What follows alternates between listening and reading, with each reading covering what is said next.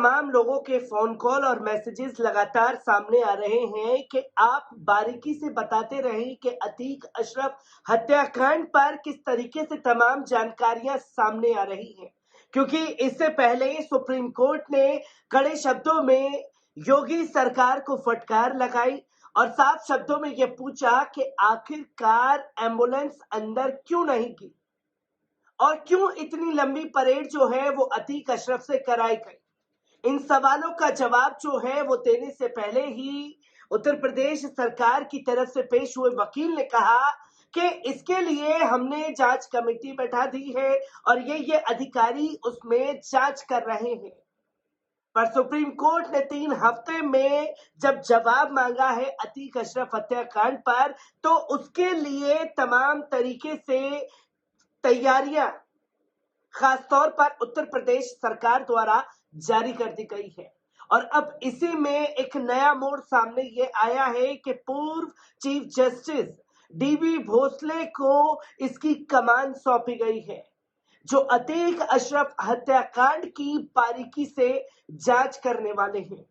और कौन है जस्टिस डीबी भोसले, जिनके आने से योगी खेमे में खासतौर पर हलचल बनी हुई है, क्योंकि आपको बता दें कि अतीक अशरफ हत्याकांड में न्यायिक आयोग ने अब 5 सदस्य और पूर्व चीफ जस्टिस डीबी भोसले को इसकी कमान सौंपी है। आपको बता दें कि पुलिस अभिरक्षा में अतीक अहमद और उसके भाई अशरफ की हत्या की जांच में अब 5 सदस्यीय न्यायिक आयोग करेगा।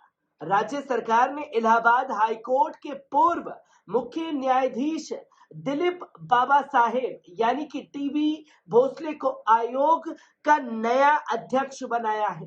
वहीं झारखंड हाईकोर्ट के पूर्व मुख्य न्यायाधीश वीरेंद्र सिंह को आयोग में सदस्य बनाया गया है। अभी तक आयोग में 3 ही सदस्य थे, जो कि शुक्रवार को 5 सदस्यीय आयोग ने घटनास्थल का जायजा भी लिया, क्योंकि बार बार जाकर के उस जगह पर मॉनिटरिंग की जा रही है कि कैसे किस चीज को अंजाम दिया गया। जिसके बाद 15 अप्रैल को पुलिस अभिरक्षा में मेडिकल चेकअप कराने कॉलमिन अस्पताल लेकर के अतीक अहमद और उनके भाई अशरफ को 3 शूटरों ने गोली से छलनी कर दिया था।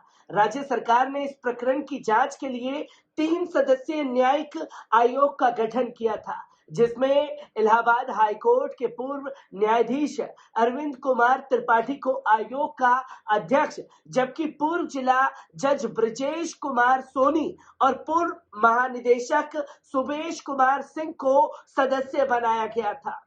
3 सदस्यीय आयोग ने प्रयागराज जाकर एक बार घटनास्थल का मौका मुआयना भी किया है। उच्च पदस्थ सूत्रों के मुताबिक करीब 1 हफ्ते आयोग में हाईकोर्ट के 2 पूर्व मुख्य न्यायाधीशों को भी शामिल करके इसे मजबूत करने की कवायद भी की गई है, ताकि पूरे घटनाक्रम की त्वरित गति से निष्पक्ष जांच कराई जा सके। इसके बाद आयोग ने शुक्रवार को कॉलमिन अस्पताल स्थित घटनास्थल का जायजा लिया था। हत्याकांड के वक्त तुरंत पुलिसकर्मियों व मेडिकल स्टाफ से भी पूछताछ की गई। घटना का पूरा सीन समझा जा रहा है। करीब आधे घंटे तक साक्ष्य और सूचनाएं एकत्रित करने के बाद आयोग वहां से लौट गया था, जो कि तस्वीर लगातार सामने आ रही है, क्योंकि उन बातों को भी सामने जुटाया जा रहा है जहां वहां मौजूद चश्मदीदों ने साफ तौर पर बताया कि जो हत्यारे थे वो पुलिस की गाड़ी में बैठ करके आए थे। क्या इनकी भी बारीकी से जांच की जा रही है? और जांच इस बात की भी की जा रही है कि कॉलमिन अस्पताल ले जाने का, जब कॉलमिन अस्पताल के अधिकारियों को ही नहीं पता था और सिर्फ ये पता था अतीक अहमद, अशरफ अहमद और खासतौर पर पुलिस प्रशासन को, जो लोग वहां ले करके पहुंचे, तो हथियारों के पास ये जानकारी कैसे पहुंची? ये सबसे बड़ा पहलू जो है वो सामने आ जाता है।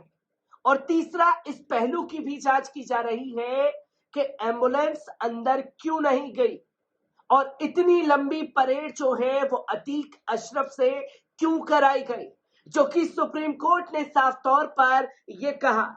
और जैसे ही सुप्रीम कोर्ट में यूपी सरकार की तरफ से पेश हुए वकील ने अपनी बातों को रखना शुरू किया, तो उन्होंने साफ तौर पर यह कहा, जो कि जज ने फटकार लगाते हुए ये बात कही कि हम ये लाइव टेलीकास्ट एक लाइव मौत का हत्याकांड देख रहे थे, इसलिए जो भी बातें आप रखें तो उसको सबूत के साथ पे रखना, वरना यहाँ तमाम चीजों से आपको सामना करना पड़ सकता है। और ये जस्टिस डीबी भोसले कौन है, जिनके आने से इतनी हलचल जो है वो बढ़ गई है। आपको बता दें कि प्रयागराज के चर्चित अतीक अहमद और उनके भाई खालिद रशीद अशरफ हत्याकांड की जांच के लिए गठित न्यायिक आयोग के अध्यक्ष जब इलाहाबाद उच्च न्यायालय के पूर्व मुख्य न्यायाधीश दिलीप बाबा साहेब भोसले होंगे। योगी आदित्यनाथ सरकार ने इस प्रकरण में गठित 3 सदस्यीय आयोग में जिन 2 नए सदस्यों को शामिल किया है, उनमें पूर्व मुख्य न्यायाधीश दिलीप बाबा साहेब भोसले और झारखंड के पूर्व मुख्य न्यायाधीश वीरेंद्र सिंह है। वहीं इस न्यायिक आयोग को दिलीप बाबा साहेब लीड कर रहे हैं। दिलीप बाबा साहेब भोसले का जन्म 24 अक्टूबर 1956 को महाराष्ट्र के सतारा जिले में हुआ था। उनके पिता बाबा साहेब भोसले महाराष्ट्र के मुख्यमंत्री थे। प्रारंभिक शिक्षा मुंबई से हासिल करने के बाद उन्होंने गवर्नमेंट लॉ कॉलेज मुंबई से विधि स्नातक की उपलब्धि हासिल की थी। इसी के साथ इसके बाद वे 11 अक्टूबर 1989 को वकील के रूप में एनरोल हुए और बार से जुड़कर बॉम्बे हाईकोर्ट में प्रैक्टिस करने लगे। यहाँ वे सिविल व क्रिमिनल मामलों पर काम करते हुए आपराधिक व संपत्ति कानून के विशेषज्ञ बने। वर्ष 1986 से 98 तक वे हाईकोर्ट के लिए वरिष्ठ अधिवक्ता ग्रुप 1 व सहायक सरकारी अधिवक्ता भी रहे। महाराष्ट्र राज्य कृषि निगम, वित्त निगम, कपास उत्पादन मार्केटिंग फेडरेशन सहित लगभग सभी निगमों के लिए हाईकोर्ट में प्रतिनिधि भी रहे। इसके बाद वर्ष 1985 में उन्हें महाराष्ट्र व गोवा बार काउंसिल का सदस्य चुना गया था। वे देश के किसी प्रदेश में की बार काउंसिल की सबसे कम उम्र के सदस्य बने। वर्ष 1987-88 में वे उपाध्यक्ष व 93-94 में अध्यक्ष चुने गए। उन्हें 1998 में महाराष्ट्र और गोवा में बार काउंसिल ऑफ इंडिया का सदस्य चुना गया था। दोनों बार काउंसिल में रहते हुए उन्होंने सभी वकीलों को बार काउंसिल चुनाव में वोट देने के अधिकार वापस दिलाया और लॉ ग्रेजुएट्स के लिए एनरोलमेंट से पहले ट्रेनिंग की व्यवस्था भी कराई। आपको बता दें कि 22 जनवरी 2001 को बॉम्बे हाई कोर्ट में अतिरिक्त जज बने और 1 वर्ष बाद स्थायी जज बनाए गए। 6 जनवरी 2012 को कर्नाटक हाई कोर्ट में ट्रांसफर किया गया। यहां से करीब 2 साल बाद दिसंबर 2014 में हैदराबाद हाई कोर्ट में ट्रांसफर किए गए। 8 दिसंबर को 2014 को उन्होंने वरिष्ठतम जज के रूप में कार्यभार को अपने संभाला है और 7 मई 2015 को तेलंगाना और आंध्र प्रदेश की हैदराबाद स्थिति हाई कोर्ट में उन्होंने चीफ जस्टिस के रूप में कार्यभार संभाला। इसके बाद इलाहाबाद हाई कोर्ट के 46वें मुख्य न्यायाधीश के रूप में 30 जुलाई 2016 को शपथ ग्रहण की। पूर्व चीफ जस्टिस भोसले को एंटी करप्शन यूनिट लोकपाल के सदस्य के रूप में लोकपाल अध्यक्ष जस्टिस पिनाकी चंद्र घोष ने 27 मार्च 2019 को शपथ दिलाई थी। लोकपाल सदस्य को 5 साल के कार्यकाल के लिए फिर उसके 70 साल की उम्र का होने के लिए नियुक्त किया जाता है। हालांकि 6 जनवरी 2020 में उन्होंने निजी कारणों से इस पद से इस्तीफा दे दिया था और तमाम चीजों के बाद अचानक अतीक अशरफ हत्याकांड की कमान जो है जस्टिस डीबी भोसले के हाथों में सौंप दी गई है। किस तरीके से इसे अंजाम दिया जाएगा ये देखने वाली बात होगी। हर एक तस्वीर, हर एक पहलू से आपको रूबरू कराता रहूंगा। दीजिए इजाजत, शुक्रिया।